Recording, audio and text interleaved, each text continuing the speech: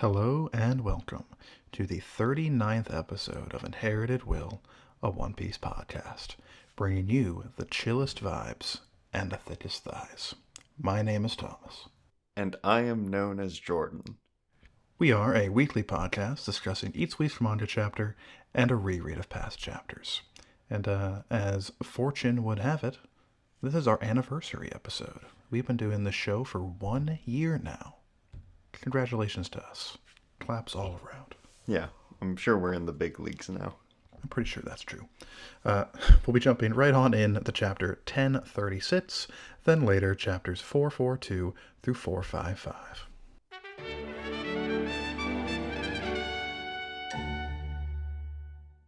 All right, you're the one that introduced it. Who here has the chillest vibes? Who has the thickest thighs? Thickest thighs, absolutely Frankie. Yeah, thank you. Chillest vibes, I'm feeling Jinbei. Maybe I'm also Zoro. feeling Jinbei. Yeah, he's got like a hot beverage or something. It's probably some warmed sake, right? Yeah, that's probably the case. But like, Jinbei over there is just hanging out with the tiger, looking at. Unless he's just kind of looking at that house, Yeah. frankly. But Everyone else is like really bundled up, and he's just like not bare chested, but he's got his chest exposed and his jacket is open. So I'm gonna give him chillest vibe. you would think that as a fish man, he would be like more prone to the chilliness, but that's where his vibes come in, I suppose. Fishman Island's pretty deep down there. I'd think it gets pretty cold. Not a lot of sunlight. Yeah, that's true. It's got like that bubble though, but it's not like all encased in a bubble. Yeah, that's probably a little bit like an atmosphere and retains some heat, but like I don't know. I'm not gonna get into the science here because I'm not smart enough to. And what to say on Luffy's part here? Every drop in the ocean counts. Gotta probably. be counts, yeah. Yeah. And you know, Luffy, when you're right, you're right. Mm-hmm. Hope your wrist up there in the top right is not too chilly being on that snow pile. He'll be fine so long as he takes a look at Frankie's hair right after this. 100%. And I suppose that takes us right on into the chapter proper. 1036, Bushido is the way of death. Starting off with the death. Yep, there it is. This indeed appears to be the conclusion of Zoro and King.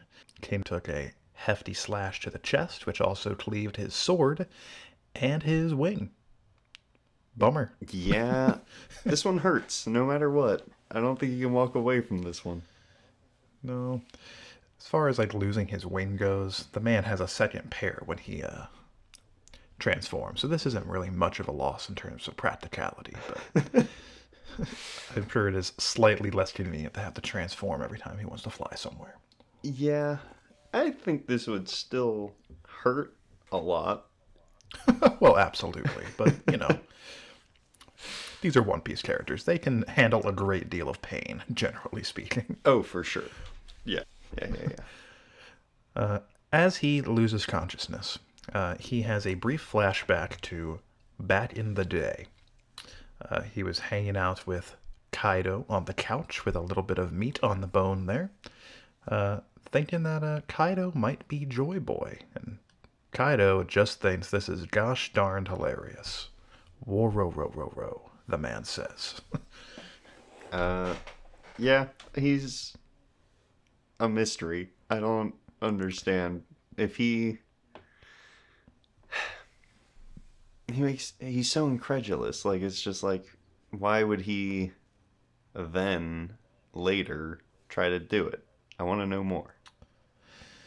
Yeah, this appears to be a fair chunk of time after the that initial flashback we got where they first meet. As King looks older and he's like dressed and he's, you know, Got more hair. talking about, yeah, that's true. And he's talking about not losing any fight, so I'm assuming he's like fairly beefy by this point. I'm curious about the timeline of these things. I'm also We know that Kaido knows about Joy Boy, for sure. But I guess we don't know yet who told who, right? Could Joy Boy be like tied into Lunarian lore in some way? And that is how Kaido knows? Or does Kaido know about Joy Boy and told Kane here at some point after the fact, after they met? I'm not 100% certain, but I took it as King telling Kaido because just because Kaido says, "Is the world I'm creating really the one you wished for?" And like that kind of makes it sound like it's tied with the idea of who Joy Boy is, you know? Like there's a legend of them creating a world where blah or whatever. Indeed. Whatever the heck Kane wants to create. Or Or the doesn't Lunarians. anymore, apparently. Yeah, indeed. My guess is that I think you're right. I think it's probably wrapped in with Lunarian lore. Because we also know that the world government wants those guys gone. So I think that's all wrapped up in one storyline that perhaps we will find out about one day. Could be. Not from King. No, that man is falling a great distance. Yeah. We had a neat little parallel between King and Zoro here. They each want to make their respective captains again of the pirates. Unfortunately, one of them is doing a better job of that at the moment. uh, and Zoro makes a grand declaration that if Luffy's going to be the king of the pirates, I guess he'll become the king of hell. And he looks cool while doing it. Yeah. Not the King of Swordsmen. The King of Hell. It's all one and the same. Swords Oh, are yeah? inherently from hell. To rule over one is to rule over the other. I know Mihawk would agree, so I'll allow it. Yeah. That man looks like the devil himself, so this all checks out. Zoro uses a sword impact technique, the same one he used before, to blast himself back up. King continues to fall, and we get the Tet spots indeed confirming the battle outside the dome, Right Brain Tower. The winner is Zoro. I've been seeing some complaints, just generally speaking, that I've been seeing comparisons between this and the Katakuri fight with Luffy in the last arc, which I guess is fair in some respects, since these are both the top commanders of their respective Yonko crews. And people have been complaining about the amount of struggle that Zoro had versus the amount of struggle that Luffy had, and also the amount of focus each of those fights got. But I don't think it's fair to expect a Zoro fight to get as much focus as a Luffy fight, especially since that Luffy fight served as Luffy's endgame boss for that arc, right? Yeah, for sure. I do think the complaints that Zoro had a comparatively easier time with King compared to Luffy's struggle are fair to a certain extent. Luffy fought with Katakuri for hours within the context of the story, and Zoro took down King in less than 30 minutes, shortly after receiving a savage Kaido beating. Granted, he got a super drug regeneration thing in between those two things. But I think the takeaway here is that Zoro with Enma and Conqueror's Haki is just way stronger than Gear 4th Luffy from Whole Cake, and just gonna have to accept that, I guess. Definitely stronger in certain ways. I don't know if he would win in a speed contest, but he makes up for it in other ways, so I'm not sure if it matters. Yeah, but I mean, Zoro proved himself to be real fast, because it was described that when his flame is out, he's much faster, and I would imagine that is much faster,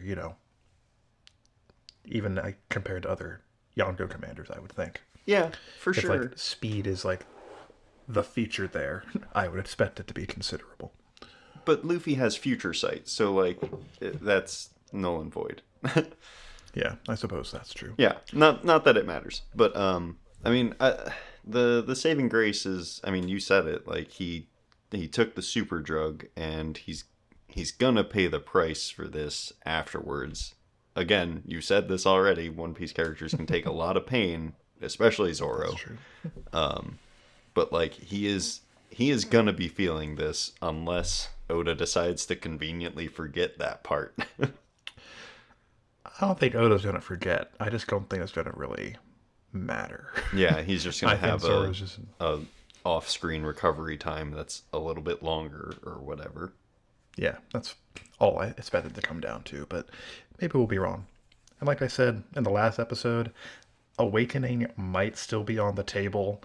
I guess King fell, but in theory he could fly back up as a pterodon. But you know, we'll see how that pans out, I suppose. Yeah, yeah. Unfortunately for the Alliance, I suppose, this incident has been spotted by one of the Marys, who relays this information to CP0 for some reason. Um, Not really sure why they are still giving these guys intel when they've been sitting in the room when CP0 has been on the phone talking about potentially taking over Wano. Yeah, that is But odd. but I guess they have to receive orders to like stop doing what they were previously told to do. So that's the only way I can justify it, I suppose. Yeah, that's acceptable. But CP0 now knows that all the Toby Roppo and the headliners are all down. Ting is donezo. But they're not super worried about it just yet because Big Mom and Kaido are still standing. That's fair. Like, Yeah. they are terrifying. Big Mom's looking real spooky in that panel there. She doesn't look quite as big as she once did, but I imagine that's just a matter of perspective. She also makes up for it by putting a homie in that one eye beam there. So It looks nasty.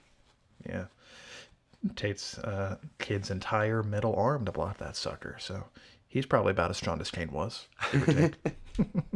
Yeah, we did the math real quick on that one. Indeed. On the following page, we get a brief-ish summary of like the non-direct combat-related things going on. Onigashima is almost at the capital. If Luffy takes down Kaido, the capital's going to drop, smash the flower capital, explode and such because of the gunpowder that's down there. It's all bad. Momonosuke is trying his best to pull that sucker away, but also there's a big flame demon monster heading down towards the powder room. So Yamato would like to put a stop to that, if it can be swung. Yeah, still not sure what the plan for this monster is, but Yeah, it's like incorporeal. So like short of being able to maybe freeze it, even though it's like literally a ball of flames. yeah, that I'm not doesn't sure make what much can happen. sense. Maybe just cooling it down enough so that it doesn't. Well, I don't know. I don't know what the plan is. It's also like alive, so Yeah, it's all very curious. much I'm sure too Yamato has a complicated. plan. Yeah, There's a very cute little Yamato face down there, though. delightful. And that makes up for the confusing fire demon. Speaking of Yamato, they have arrived at the door to the armory. It's being blocked by what I think is the last number. I did not verify this information, but I feel like it was just 6 remaining out of the 10. Guard on the door, no time to mess with him. Fuga, do your thing. And he just bashes through him and the door, and they just keep on cruising through. It's just a non-issue. Introduced and then eliminated. That's Indeed. peak efficiency. Quite so. I suppose Oda felt as though we would be disappointed if we didn't get to see like the final number, so may as well give him a throwaway roll real quick. Fair enough. People would have been speculating like crazy if we never saw that one. So For sure. And they Gotta they nip could that in come the bud. back. I mean, Fuga's just kind of holding them back for now. yeah, these numbers were built up to be pretty scary in their. I mean, up until when they really appeared. And they've just been kind of been chumped on ever since that happened. So I'd like to see them do something notable. I don't know how notable it will be, but something could happen. Indeed. Fuga appears to, I mean, we still don't know for sure, but Fuga and the other two appear to be, like, maybe those samurai, so maybe something will happen with that still. Uh, but that's my highest and only hope for these guys. The others have been real chumps. Yeah. Sorry, guys. Then we check in with your boy Usopp for a minute. He appears to have gone down and, or up, I don't remember where. Gone Kinamon's top to. half was. Yeah. He's retrieved Kinamon's top half, reunited it with his butt half, and also picked up Kiku along the way, and is hanging out on the second floor-ish, and trying to beat off the enemies that want to take him and them out. Gets a nice goofy moment where he basically complains about being braver than them. Yeah, we get a nice little, like, clash of ideologies here, where all the samurai, including these two, are like, oh man, I goofed up real hardcore. I need to die to atone, basically. But Usopp snaps back with, hey, I'm Usopp. No matter what, I'm going to do whatever it takes to survive. Yep. And I think that is cooler. And they seem to take it to heart. He ends it here like, why are you idiots so satisfied with just pulling off your raid? When, if possible, they should also live. And, I think Kinemon and Kiku both should be dead, but, since they're not, I guess this is fine. Yeah, I agree. I know Oda doesn't like to kill people off, but these ones are hard to justify. But oh well. We've been through it before, but I'm just generally of the opinion, if you don't want to kill people off, don't pretend like they're dead. Yeah. That's all. Yeah. And I've said it, but I love a good character death. Indeed. It can be very impactful when done correctly. Mm-hmm. Looking at you, Ace. Yeah. Speaking of people who know Ace, Izo's here. Perfect. Swooping in with a whole bunch of gunshots to rescue Usopp. Sniper buddies. I'm sure they will learn much from each other. Yeah, I do love this little interaction here. Yeah, Izo has heard of him even. Wow, he's famous. Yeah, calls him God, Usopp, and everything. Mm-hmm. And Usopp is just so tickled by this. There's a heart over his head and everything. Pure joy. I love to see it. Good for him. But they get the heck out of there. Izo is going to take on these guys. Don't know where Marco went, but I'm sure he's dealing with something of import. I don't even know what else Izo has to do here. It looked like he got all of them in that one move. Indeed. There are just so many gunshots there, and guns kill people in One Piece, so... I don't think this person's claw or crab claws are going to help them against the bullet. No, probably not. Izo's notably beefy, so this should not be an issue for him. No. But he takes off his shirt. He's got the Kozuki chest fat back there. Good for him. That's neat. That is pretty cool. I think it's especially neat because like most of the Whitebeard pirates take on Whitebeard's crest onto their back, but I guess Izo never did, out of loyalty to the Kozukis. Yeah, there's just no room. You could squeeze in a little Whitebeard in like the lower back there, or like above the bird head maybe. A tramp stamp Whitebeard tattoo? Perfect. Yep, yeah, that's what I want. Not for me, but we'll see. No, that's out there now. It's what you want. All right. We'll see. That'll be my New Year's resolution. Okay.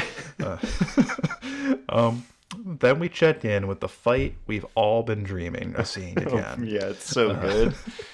Rizo and the Earlobe Man appear to have caught each other in a paralysis jutsu, which I assume neither can undo, even if they wanted to, because they're stuck in a paralysis jutsu.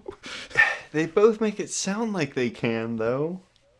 I mean, maybe the like hand gesture they're doing isn't important anymore. Once the paralysis jutsu is done, it just has to be like mentally willed to undo it. But I like my headcanon better. Sure, yeah, it's Yeah, allowed. they're both just stuck for all time. Unfortunately for Raizo, he is already on fire, which is not great for him. No, but it's but okay. Odin went through a lot worse, so Raizo is also fine. That's true. And I'm sure this heat is probably nothing compared to like the boiling oil that he was just above not all that long ago from his perspective. So, Oh, good point. Yeah. I mean, he's like, his butt is literally on fire, so I don't know if that's true. But I the other, I don't know what's hotter, boiling oil or fire. well, I think Well, the it's also contention here is he is actually touching the fire, and in the case of yeah, it was just the oil, heat he was just from near it. yeah. I mean, I'm sure some splattered up. Anyway, moving on. Quite so. Sadly, moving on to Orochi. Yeah, there he is. Had to check in with him for a little bit. He's hanging out with Hiyori, and notably, he wants her to play that song. Wonder what that's about. He just loves it. Now, Jordan, have you heard of the 5-act Wano theory? Do you know what that's about? No. Is that a genuine no or a joking no? A real no. I have not heard of the 5-act Wano theory. So, Wano so far has been structured like a kabuki play, as I'm sure you've noticed with the acts and such. And generally speaking, kabuki plays have 5 acts. You're about to get a history lesson here, so I hope you're strapped in, son. I'm comfortable. Act 1, or Jo as it is known, is the opening act. It introduces the characters and the story and, the basics. Acts 2 through 4, or the Ha, that's where, like, the meat is, basically. That's the action of the play. Generally speaking, leading to a tragedy or a dramatic moment at the end of Act 3. And then it climaxes in Act 4. And then Act 5 is Q, or just the conclusion. So people suspect that Wano is going to have 5 total acts, because, that's how kabuki plays be. Yes. Currently, we are in Act 3, which has been the case ever since, like, the beach scene where, like, the Scabbards arrived and, like, there were no boats and all that stuff. Mm-hmm. So we've been in Act 3 for quite some time. So it is my suspicion, based on how this, just kind of the fact that this chapter exists in the first place, just kind of mostly as a summary of what has happened or what's currently happening all over the battlefield. Yeah. That we might be ending Act 3 soon and going into Act 4, which I think is bolstered by the fact that at the end, like opening and closing each act so far, has been Hiyori playing her special song. And now Orochi wants her to play that song. Mm-hmm. So I suspect that maybe in the next chapter or the chapter after, Hiyori's going to start playing that song, and then perhaps Denjiro, since we haven't seen that man in 1,000 years, and he has the closest connection to Hiyori and Orochi in a manner of speaking. Perhaps he will swoop in while she is playing us out of Act 3, kill Orochi for good, perhaps, and that'll be the dramatic moment to end Act 3 with. Could be. I don't know if that really would count as a tragedy if it's the one that we want to die. Well, most people think it's going to be a tragedy, but in my research, it has always said either a tragedy or some sort of dramatic moment. So it doesn't necessarily have to be a bad thing, at least from my interpretation. I would be surprised if Orochi goes out for good here. I think he's going to make it at least to Act 4, personally.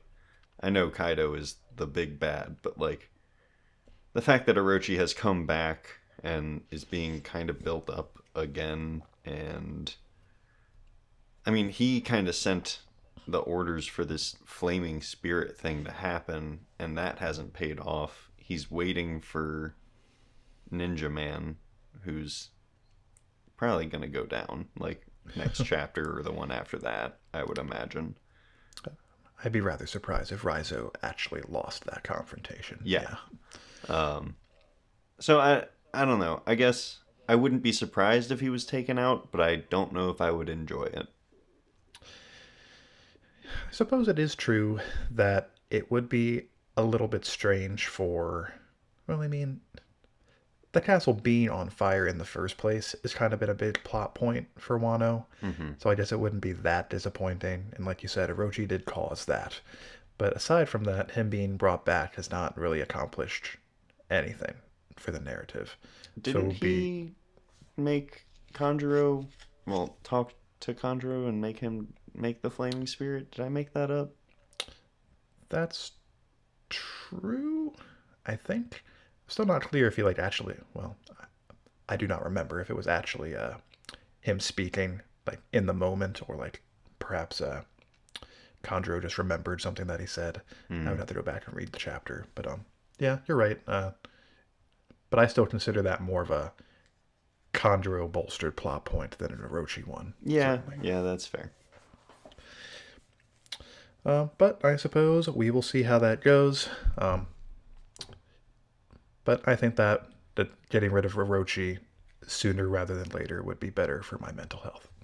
I would love it, no doubt. But now that he's been brought back so many times, it's just like, now I need some good payoff on this. Right. And I suppose it might be a little bit anticlimactic if he just kind of went out like a chump at this point. Yeah, he is exactly. A chump, so we haven't even, yeah. We'll see. Every time he brings out his heads, he just gets bopped or doesn't actually kill anybody. It's a whole thing. It's because he's got those weird flat teeth. Yeah, that's true. I hate him. Moving on, though. We'll see what happens with that in a chapter or two, perhaps. Now we're back in the basement. The second basement, apparently, where Apu and Inbi the Number have apparently fled from the conflict between them, Drake, and CP0.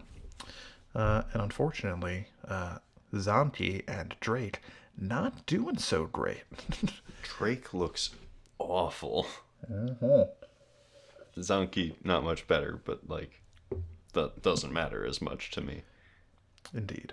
Notably, Drake is not yet fully out of his hybrid form. He's still looking a little bit dinosaur-ish in this panel, so he's not fully unconscious yet. And I would be rather disappointed if this was the only thing Drake did in this entire arc, because he got off-screened, if that is the case. Now, but here is a place that I could see an awakening happening. I could see him coming back with bolstered defense and stamina or whatever and putting up a fight on screen. I think that would be really cool, and he kind of deserves it at this point. He has become plot relevant, so let's give him a real fight, you know? Yeah, I can see that. We know that Law and Kid already had awakening, and now they're just learning to use it better here. So that already puts them on their higher pedestal alongside Luffy that Oda has been trying to put them on. But if Drake is going to continue to be relevant to the story going forward with his sword stuff, I could see him unlocking awakening here, and that's how he remains a tough guy in a world of super duper tough boys. Yeah, I like Drake's power, so I want to see more of him, and it would be another awakening, which would be great. I know that we are particularly hungry for him for some reason, but I'm sure the rest of the fan base agrees. No doubt. Yeah, I like this idea a lot. Good thought, Jordan. Thank you. CP0 does note here that it did take longer expected because he was pretty beefy. Then they get a phone call from their dude who was still chilling in that room, wanting a status update, and just informing him that, or these two rather, that the beefy guys are down. Then we check in with Sanji and Beppo, who has done nothing, but he's still put alongside these guys anyway. And Killer and Zoro, of course. And Sanji's eyebrow is back to normal, I can't help but notice. Yeah, that's a big detail. I don't know. Well, so I have the like Shonen Jump app on my phone, and it doesn't give me many updates, but it decided to give me an update about One Piece today, and it said something like Sanji's serving up a new dish in One Piece or something, and I was like, well, what? So soon already? And I'm glad to see that that wasn't the case, but I'm just very confused by it. I was also confused by that when I got that notification, and it's because there was a new chapter of the Shokugeki no Sanji. Why did it give me an update about that? That's just silly. Of all things, that would not be how I pushed the new Shonen Jump chapters, but Yeah, I guess that'll teach me to read all of a notification, huh? yeah, you goofed up in a big way. In respect to Sanji's eyebrow, I don't want to go too hard into it until we see Sanji one or two more times, just because it's possible this is just Oda goofing, right? I would like confirmation that this is indeed how it is meant to be Yeah, it's before one speculating panel. too hardcore. But maybe he just like maybe it's only when he's in combat that it swirls the other way, but like the exoskeleton and such should be like a permanent thing. So it's not like it's like a transformation that makes his eyebrow go the other way. It's all very strange. But I guess we'll find out if that is indeed the case the next time Sanji appears. Yeah, I'm sure it won't be too long. Then we check in with Big Mom and Law and Kid. Apparently, whatever happens over the next several minutes is going to be a big deal across the world.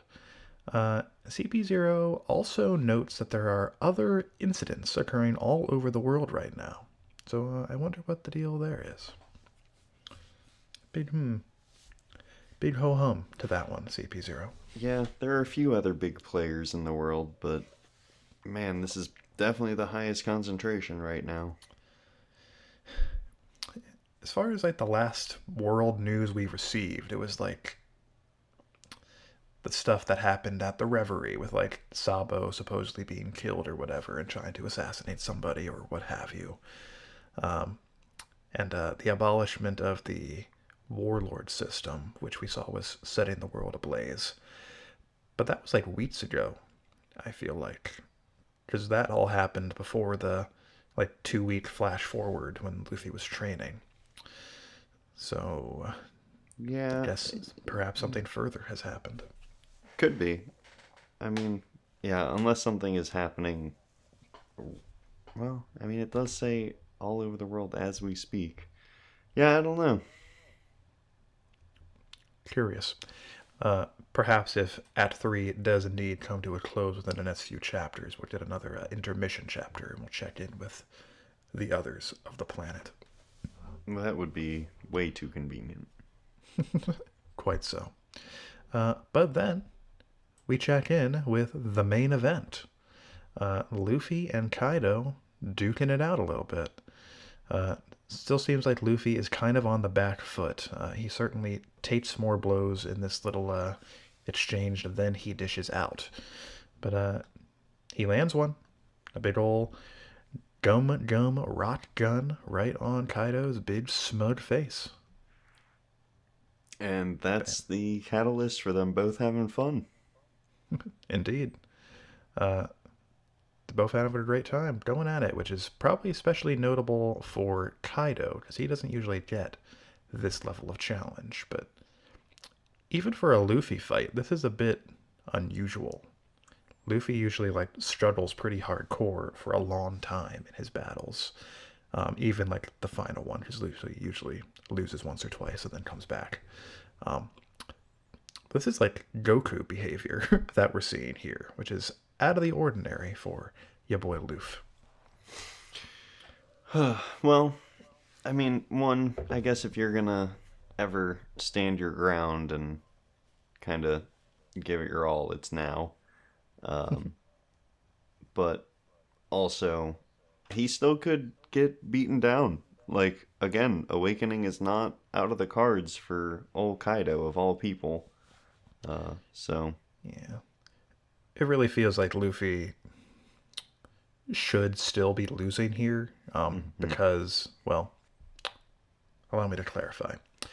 It seems like Luffy will probably be losing again soon, but as Luffy is still fighting in his base form and maybe with Gear 3rd, which means that he can probably combine this on top with Gear 4th, um, which would probably give him an edge against current Kaido. Uh, so I would think we need to see like an awakening or something from Kaido to put him ahead of the curve again if Luffy pulls out his transformations. Do you think there's any chance of a Gear 5? I mean, maybe. I think Luffy would have to improvise it here and combine his Conqueror's Haki in some way to make that happen. Mm-hmm. So maybe it'll be a gag initially. He'll like try something and it'll like look goofy as heck Oh, until that'd he be nice. refines it later. Yeah, that'd be fun. Indeed. That would remind me of like the messed up fusions from Dragon Ball. Yeah, always a good time. Quite so. But again, it is my suspicion that Act 3 is going to end with the next few chapters, and Act 4 will be mostly this, and wrapping up the Momonosuke Yamato business that is happening elsewhere. But anything else you have to say on this chapter before we move on to the reread? No, it was a good one. I'm looking forward to the next. All right. There is another Shonen Jump break next week. Next chapter releases on January 16th. There we go. One and done. And that takes us into the reread.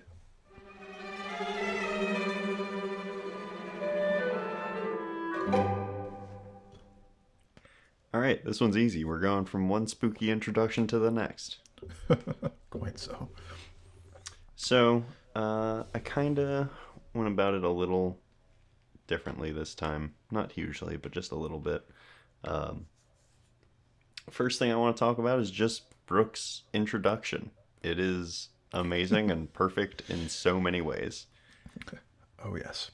I know we just got Frankie and all, but clearly we were overdue. A brand new crew member to join immediately upon being met. That's also something that I it's one of the things I wanted to talk about because like yeah, usually we have to wait quite a while between crew members, and then this starts off just right off the bat. Uh, it kind of perfectly sets up the arc as a whole and Brooke as a character. Um, it's all about subverting expectations. Yeah, 100%. Like you said, it starts to characterize Brooke like immediately as like this really lonely guy because he like somebody asked him to go with them and he's like, "Yes, Hmm. you're a human being. I please take me with you." Of course, it turns out that he can't because he's got special circumstances that mean that he can't leave the Florine Triangle. But if he could, he would have left with them right there. Yeah, well, and also beyond that, like he presents himself as a quote unquote gentleman, but then like 50% of the things he does is some of the rudest shit I've ever seen. Like him immediately going from like, "Oh yeah, I love this time waiting for the meal to show up," and then just pounding on the table with the utensils and yelling dinner with such gusto. Quite It's so. amazing. It's perfect for this. It's really good because we get a lot of that in Thriller Bark as a whole. Uh, this chunk specifically is set up to have these subversions, these contradictions, like to help build the story. Um, like we Yeah. eventually get some of the crew members onto the mainland, and sadly, it is the most timid trio the world has ever seen. And they are used as a way to really ground the island and set a level for an average person. Like, all of these things would be terrifying to us if we were there, right? Mm-hmm. There's ghosts, invisible people, Cerberuses, zombies, stitched together tree people. Like, there's so many things that would be the worst. And also the island itself just seems to, like, produce this gloom and fog. So all of the factors are playing together to make this just a bad time. Indeed. And Oda sends like the most relatable to the audience characters that the Straw Hats have to really up the spook factor when they initially arrive. And then send the the beefers who have a different experience around the second time to kind of make it more of a cartoonish One Piece experience, which Yeah. it's a nice little what's the term? Dichotomy? Yes. It's really good. Just the setup and the payoff, fantastic. Indeed. And it's interesting that eventually it hits sort of a middle ground with with Luffy and Zoro and Sanji being taken. Oh yeah. And being introduced to the enemy side to varying degrees. But like, you end up in the middle, like the so-so people of the crew, which are still extremely formidable, obviously. But even Indeed. Brook shows up, and he solidly lands in that chunk too, and it's satisfying to hit that median or whatever. Yeah. I really like that we get to hang out with Frankie in particular and Robin as well, because we don't see too much Robin interactions in the story, just in general. But the stakes have just been risen to an impressive height as the three main guys have just been caught. And then we get to hang out with the middle section, like you said, see how they handle things when the main guys are away. And I think they handle things quite well, Yeah. all things considered. Yeah. It's also, well, yeah, they did a lot of fun stuff. I don't know, they thought on their feet and, yeah, handled themselves well. But I wanted to note on how, like, even though the big three have been taken out of commission, Oda does give us, like, a little bit of hope in seeing that, like, their personality is still in there, and Sanji in particular, like, has it break through the whatever, the curse, the hypnotism. I have no idea what this would be considered, but like, even that just gives you like the smallest little pinprick of light that says like, okay, yeah, all well, obviously not all is lost because we're reading a manga, but like, you can see the start of how this can turn even at the beginning of the conflict, and I think that's super neat. Indeed. Perhaps one day we'll return to Thriller Bark. Moria will put Sanji's shadow back into that penguin dog creature, and he'll be a full-time crew member. Yeah, that's also where he'll get a proper photo of him taken for his bounty. Perfect. But it'll have like the wrong name on it. It'll be like Vince Mode Sanji, something that Sanji hates, and then like Blacklake Sanji or whatever Sanji prefers.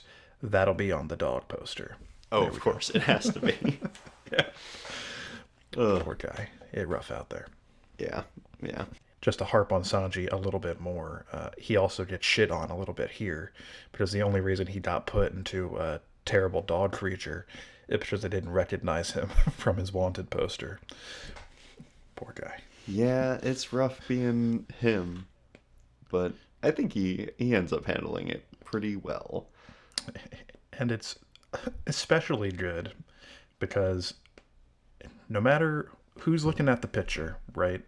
Either they will recognize Sanji as that drawing, or they won't, depending Yep. on which scenario will be funnier or worse for Sanji. Yeah, he's never been able to win, and he never will, and that's fine. Yeah, He poor doesn't guy. really deserve it, honestly. Yeah, he hasn't been through enough. It's okay. No, it'll build for quite some time. I think in this chunk we get the first mention of Wano. Is that correct? Um, I think that's true. I can't think of any times Wano has been specifically mentioned prior to this.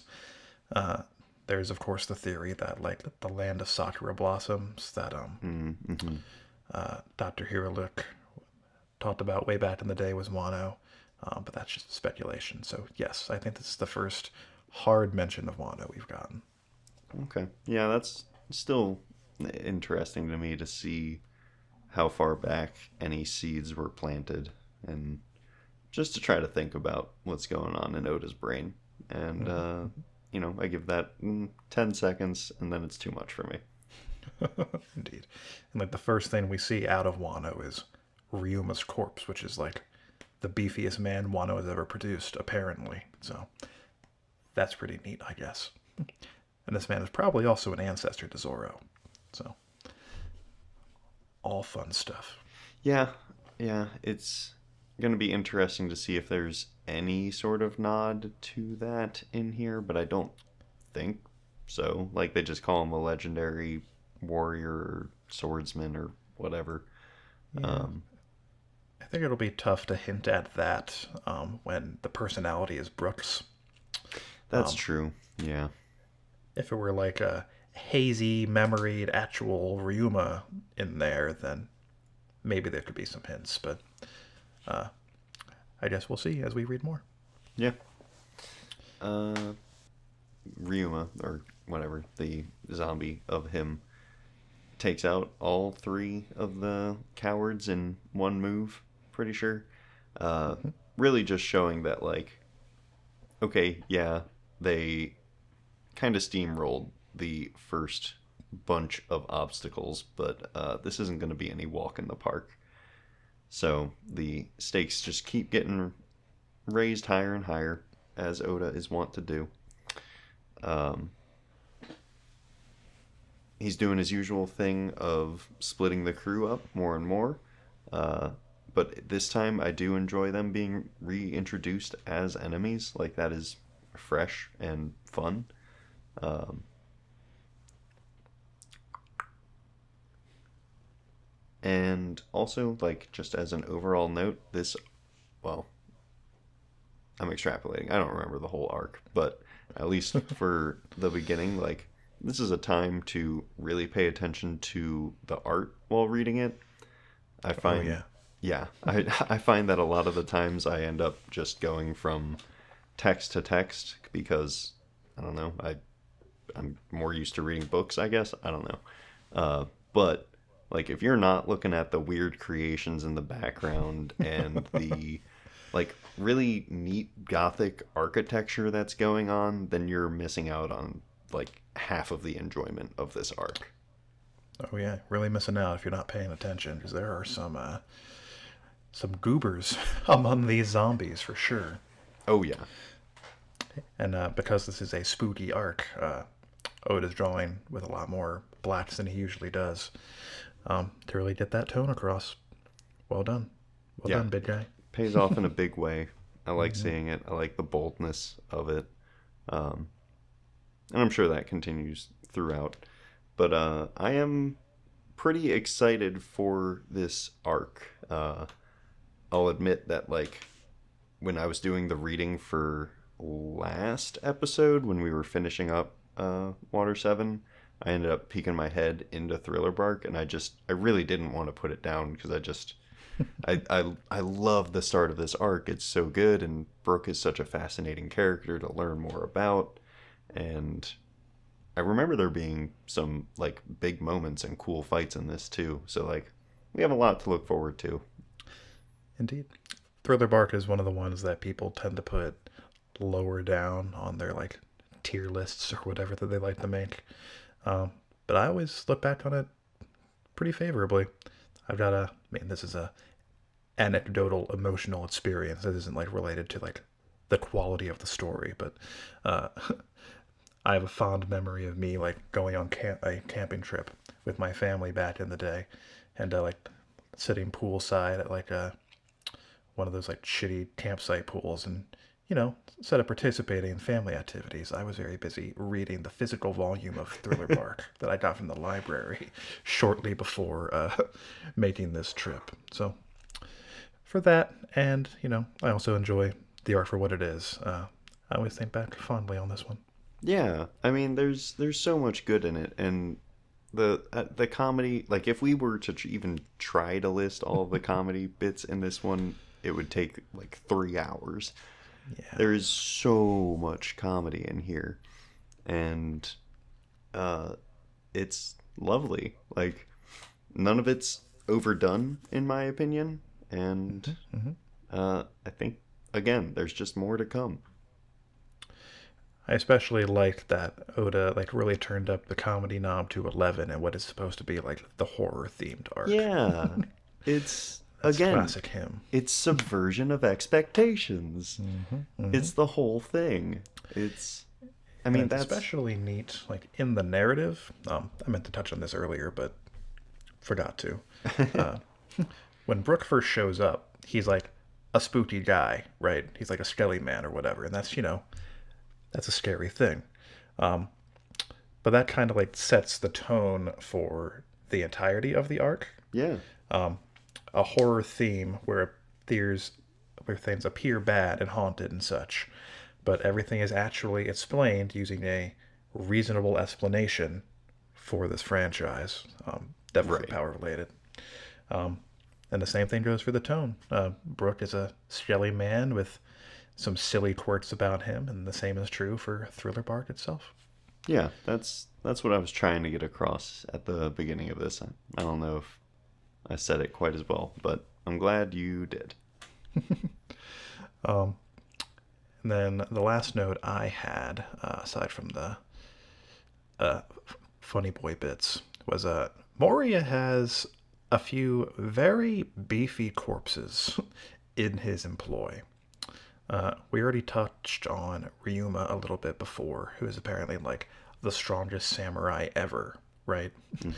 But he also has Captain John, who is an original rocks pirate and keeper of Buggy's coveted treasure. And we see him in this chunk and never again, I'm pretty sure. And he doesn't even do anything. He like No. has some barbed words towards Absalom a little bit. Yeah, he like moves slowly, and he's just like, Yeah. ah, that guy.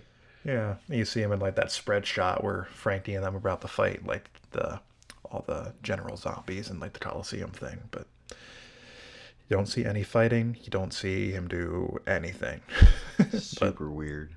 indeed, and of course there's Ors himself, who is an ancient giant. Um, so that's pretty notable too, I guess. But I'd like to see more of this Captain John guy, but I am bummed out to know that it's just not going to happen. Yeah, sorry, man. Just had to get the name out there, and that's, a check on a box, and we're done. I guess so. I imagine Oda just didn't have especially large plans for him at this point, No. and then decided to maybe write him as a rocks pirate as an Easter egg, perhaps. But sure does make this weird in retrospect. Yeah, and we'll never know. So, on to the funny business. Certainly. The first one I had was like the first thing that happened in this chapter. The boys get a little bit overexcited about their new aquarium, and it immediately has pretty bad results for both their aquarium and all the fish living within. They grab a shark, throw it in there, and oh no, wouldn't you know it, the shark ate all the other fish. Yeah, they basically just Nuts. recreated the ecosystem around them inside their ship. Indeed. Except in this scenario, the fish had nowhere to flee. Nope, no way to fight back, nowhere to flee, just done so. Poor guys. Brooke casually drinking tea while everybody freaks out about his lack of shadow. and then immediately following that up with him saying to be continued as he's trying to brush off having to explain. And Oh, then Brooke. immediately explaining it anyway after being yelled at. Yeah, a Indeed. very good exchange. Quite so. The fox head of the Cerberus monster taking deep personal offense that Usopp noticed that he was a fox and not a dog, and then that creating problems for Usopp and Co. immediately thereafter. Poor them. I'd be sensitive about it. Indeed. I guess if I were stitched onto a dog body with two dog heads, I'd be upset about it too. Yes, absolutely. I mean, of course, gotta mention Sanji's failure to jump into the hg sound or whatever. Yeah, it started out looking cool with that like shine behind his head as he made the jump, and then it immediately goes way south for that guy. Yeah, that's a good one. Luffy pushes the zombie back into the ground after it comes out. He's just like, no, you belong there. You're a corpse. Stay where you belong, you silly boy. A personal favorite of mine, Luffy saying, an old man with severe injuries, multiple times. Indeed. And then It's one all- time it actually is, like, Indeed. delight. The one time he thinks it's probably a zombie. And no, turns out it is indeed an old man with severe injuries that time. Everybody, including Dr. Hogback himself, gladly eating the pudding right off the table. Oh, it was a little bit gross. The whole no plates thing is funny, but like, just imagining what was it, spaghetti soup being dumped on a table, just like, ugh. They clarify that it's a very clean tablecloth. It's fine. Yeah, we're good. I mean, also Sindri just like A, only throwing plates at Usopp, but B, the fact that like she was throwing the plates and counting them off, and then we get an explanation of her fake background at the 9th plate, and then on the next page we get the payoff of the 10th plate being thrown at Usopp, even though she's been told to stop. So good. Indeed. It's interesting that I'm sure Hogback has been like granted control over the zombies by Moria, but I guess just not as efficiently as the others. The like animal zombies clap back at Absalom a little bit. And even his guys, like Lola, don't fully follow his orders. So, Yeah. unless you're Moria himself, you don't have full control over these guys. And that's a neat little bit of insight into how Moria's power worked. It's not funny, but it did come to my head just now. I mean, it also leads to some funny situations, Yeah, like that's true. the zombies calling him Perv Salam, and just generally being like, "Oh man, we gotta go chase people."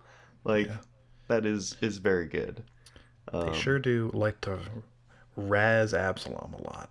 Yes. In fairness, he does deserve that and much more. Yeah, he But, sucks. yeah, terrible man. One thing that I forgot about until just now is Oh man. kind of a knock against Zoro. Sorry, everyone. But just I'm in the gonna last take personal offense to this, so Yeah. tread lightly, sir. but like just at the end of the last arc, he was talking about how important it is to follow the captain and do what the captain says, and how Usopp needed to learn that lesson. And then immediately at the start of this arc, he's like, okay, we need to send people with Luffy to prevent him from doing what he wants to do. I agree. That is a little bit strange that the immediacy of those two things happening. But like the stakes in this situation are very different. Yeah, it's also good natured. Like it's a very minor knock against him, but you said it right there. The immediacy of it is what gets me. Like Zoro's generally correct that like, oh, Luffy's in charge. We should do as he says so that like the structure of the crew when things get bad remains intact, right? But he also is a realist and understands that Luffy is an enormous goofball, to put it lightly. So a little bit of a supervision may be required on occasion. For sure, for sure. I guess I'm glad that Zoro is the adult out of everyone. Indeed. The last especially funny bit I had noted down was just kind of the entirety of the like Beefer Five, as I refer to them in my notes, reaction to the Spooky Island versus the Weakling trios. The first thing they do is encounter the Cerberus, and the Cerberus is like, okay, here I go, gonna spook another set of guys, and they are just nonplussed by him. It was probably safer in hell, says Sanji. Like, oh. Yeah, I think Robin like calls it cute, and Luffy immediately tries to tame it. It's delightful. And does so by punching it in the face so that it falls down, and then calls that a trick. Oh, good boy. Indeed, yeah. Yeah, I mean, again, it would have taken so much effort to name them all. I thought of a few more while we were just talking, but tough, everyone. Read the dang thing. Read One Piece. Sheesh. But if that is all you have to say, guess we'll go ahead and wrap up. Like I said before, break next week. Next chapter releases on January 16th.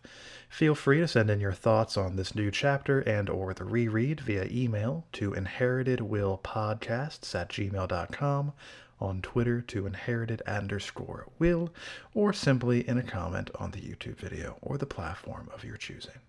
As always, thanks for listening. Bye-bye.